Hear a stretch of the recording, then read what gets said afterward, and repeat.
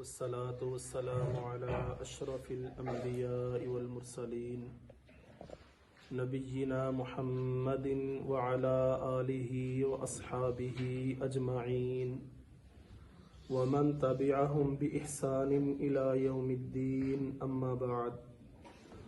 فأعوذ بالله السميع العليم من الشيطان الرجيم من همزه ونفخه ونفسه بسم اللہ الرحمن الرحیم ربنا اے ہمارے رب آمنا ہم ایمان لائے بما انزلتا جو تو نے نازل کیا واتبعنا الرسول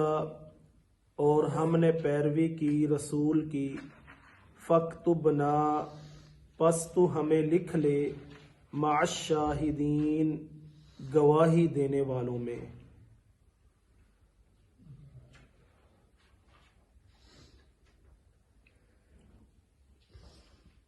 یہ ان لوگوں کی دعا ہے جن لوگوں نے رسول کا ساتھ دیا ہے،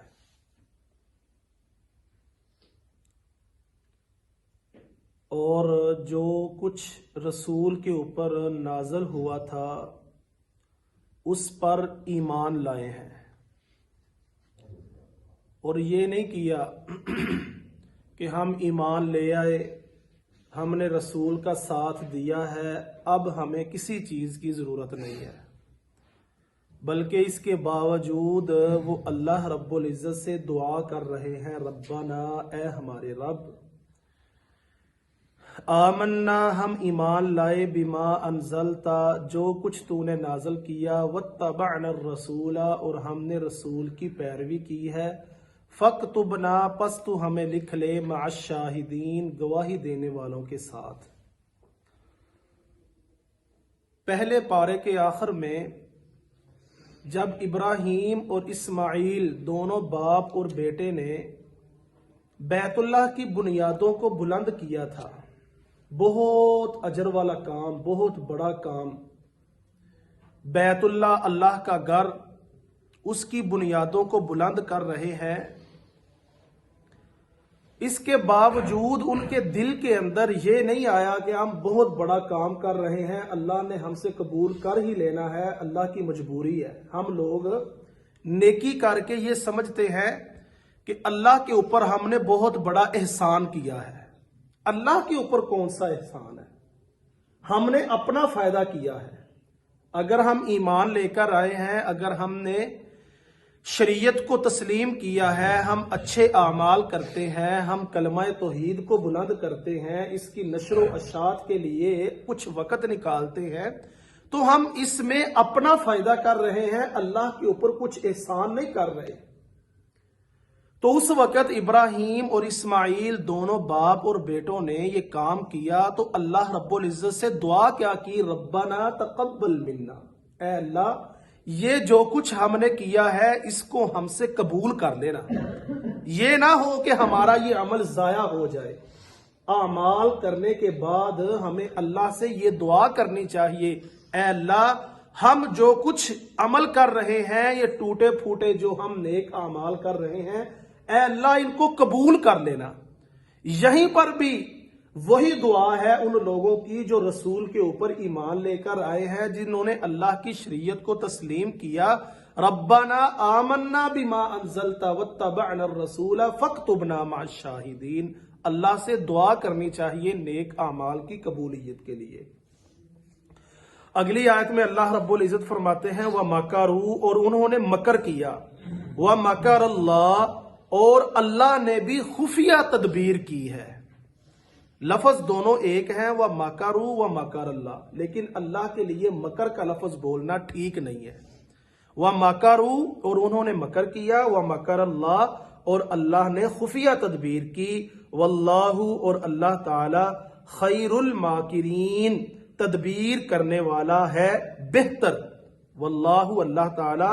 خیر الماکرین بہتر تدبیر کرنے والا ہے۔ اس آیت میں اللہ رب العزت نے نہ یہود کی خفیہ تدبیر کا ذکر کیا ہے اور نہ اللہ تعالیٰ نے اپنی خفیہ تدبیر کا ذکر کیا ہے، مگر اس کے علاوہ دوسری جگہوں پر قرآن مجید کے اندر اللہ رب العزت نے ان کا جو مکر تھا، جو انہوں نے تدبیر کی تھی، اس کا ذکر کیا ہے۔ اور سورۃ النساء کے اندر اللہ رب العزت فرماتے ہیں وَقَوْلِهِمْ إِنَّا قَتَلْنَا الْمَسِيحَ عِيسَى ابْنَ مَرْيَمَ رَسُولُ اللَّهِ، اور ان کے یہ کہنے کی وجہ سے کہ یقیناً ہم نے ہی مسیح ابن مریم کو قتل کیا ہے۔ انہوں نے تدبیر کیا کی تھی، مکر کیا کیا تھا کہ عیسیٰ علیہ السلام کو قتل کرنے کی خفیہ تدبیر کر رکھی تھی۔ تو اللہ رب العزت فرماتے ہیں وَمَكَرَ اللَّهُ، اگر انہوں نے مکر کیا تھا، خفیہ تدبیر کی تھی، تو اللہ رب العزت خفیہ تدبیر کرنے میں زیادہ بہتر ہے۔ اور اللہ کی خفیہ تدبیر کا ذکر یہ ہے وَلَكِنْ شُبِّهَ لَهُمْ، لیکن ان کے لیے کسی اور کو اللہ رب العزت نے عیسیٰ علیہ السلام کی شبیہ بنا دیا تھا۔ عیسیٰ علیہ السلام کی شبیہ بنا دیا، ان کا ایک ہم شکل بندہ اللہ رب العزت نے بھیجا، اس کو قتل کر کے سولی پر چڑھا کر وہ کہتے تھے کہ ہم نے عیسیٰ علیہ السلام کو نعوذ باللہ قتل کر دیا ہے، حالانکہ اللہ رب العزت نے عیسیٰ علیہ السلام کو ان کے جسم کے ساتھ ان کو آسمان کے اوپر اٹھا لیا تھا۔ ہمارا یہ ایمان اور عقیدہ ہے کہ عیسیٰ علیہ السلام کو اللہ رب العزت نے آسمان پر اٹھایا ہوا ہے، قرب قیامت ان کا نزول ہوگا، اور وہ نبی صلی اللہ علیہ وسلم کے امتی بن کر اس دنیا کے اندر جتنی بھی اللہ رب العزت ان کو زندگی دے گا، وہ اس دنیا کے اندر رسول اللہ صلی اللہ علیہ وسلم کے امتی بن کر گزاریں گے۔ یہ ہمارا عقیدہ ہے اور ہم اس کے اوپر ایمان رکھتے ہیں۔ اگلی آیت میں اللہ رب العزت فرماتے ہیں اس جب قال اللہ، کہا اللہ رب العزت نے یا عیسیٰ، اے عیسیٰ، انی متوفیکا، میں قبض کر لوں گا تجھے، ورافعوکا، اور اٹھا لوں گا تجھے، الیہ، اپنی طرف، ومطہروکا، اور پاک کر دوں گا تجھے، من الذین، ان لوگوں سے، کفروا، جنہوں نے کفر کیا، وجاعل الذین، اور رکھوں گا ان لوگوں میں، اتبعوکا، جنہوں نے تیری پیروی کی، فوق الذین، ان لوگوں کے اوپر، کفروا، جنہوں نے کفر کیا، الی یوم القیامت، قیامت کے دن تک، ثم، پھر، الیہ، میری طرف، مرجعکم، تمہارا لوٹ کر آنا ہے، فاحکم، پھر میں فیصلہ کروں گا، بینکم، تمہارے درمیان، فیما، اس میں، کنتم، تھے، فیہ، جس میں، تختلفون، تم اختلاف کرتے۔ اس آیت کے اندر اللہ رب العزت نے واضح طور پر یہ فرما دیا اذ قال اللہ یا عیسیٰ انی متوفیک ورافعک، کہ میں نے تجھ کو قبض کر لیا ہے اور میں تجھے اٹھا لوں گا۔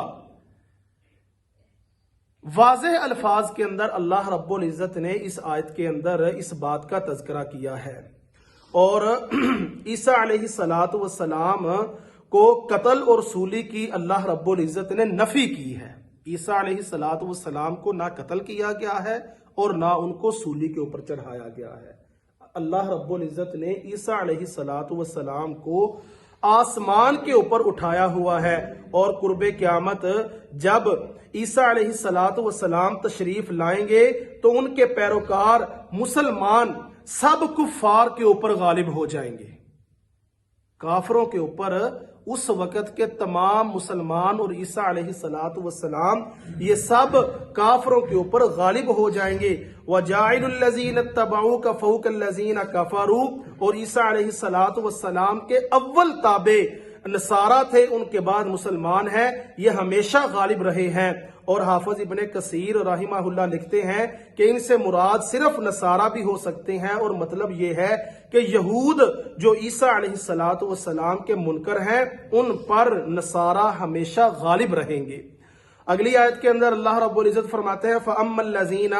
پس وہ لوگ کافروا جنہوں نے کفر کیا، فَأُعَذِّبُهُمْ، سو انہیں عذاب دوں گا، عذاباً شدیدہ، سخت عذاب، فی الدنیا، دنیا میں، والآخرہ، اور آخرت میں، وَمَا لَهُمْ، اور نہیں ہے ان کے لیے، من ناصرین، کوئی مددگار۔ وہ لوگ جو کفر کرتے ہیں، اللہ رب العزت فرماتے ہیں ان کے لیے سخت ترین عذاب ہے، فی الدنیا، دنیا میں، والآخرہ، اور آخرت میں، وما لهم من ناصرین، اور ان کا کوئی مددگار نہیں ہوگا جن کو وہ اپنا اس دنیا کے اندر مددگار سمجھتے ہیں کہ فلاں سے ہم مدد مانگ لیں گے، فلاں ہمارا مددگار ہے۔ اللہ رب العزت فرماتے ہیں کہ آخرت میں ان کا کوئی مددگار نہیں ہوگا۔ اگلی آیت میں اللہ رب العزت فرماتے ہیں وَأَمَّا الَّذِينَ، اور وہ لوگ آمنوا جو ایمان لائے، وَعَمِلُوا الصَّالِحَاتِ اور نیک اعمال کیے، فَيُوَفِّيهِمْ پس انہیں پورا دیا جائے گا، اجورہم ان کا اجر، واللہ اور اللہ تعالی لا يحب الظالمین ظالموں کے ساتھ محبت نہیں رکھتا۔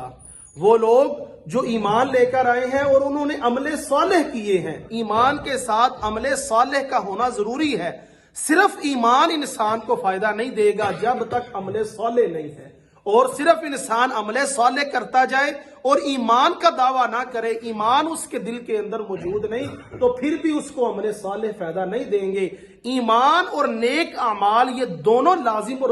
ملزوم چیزیں ہیں۔ ایمان ہوگا تو عمل صالح قبول ہوں گے، عمل صالح انسان کرے گا، ان کی قبولیت کے لیے ایمان کا ہونا بھی ضروری ہے۔ یہ دونوں چیزیں آپس میں لازم ہیں۔ اللہ رب العزت فرماتے ہیں فَيُوَفِّيهِمْ أُجُورَهُمْ ان کو جو وہ عمل کرتے رہے ہیں ان کا پورا پورا اجر و ثواب دیا جائے گا، ذرہ برابر بھی ان کے اجر و ثواب کے اندر کمی نہیں کی جائے گی۔ واللہ اللہ تعالی لا يحب الظالمین ظالموں کے ساتھ محبت نہیں کرتا۔ ترجمہ دوبارہ سنیں۔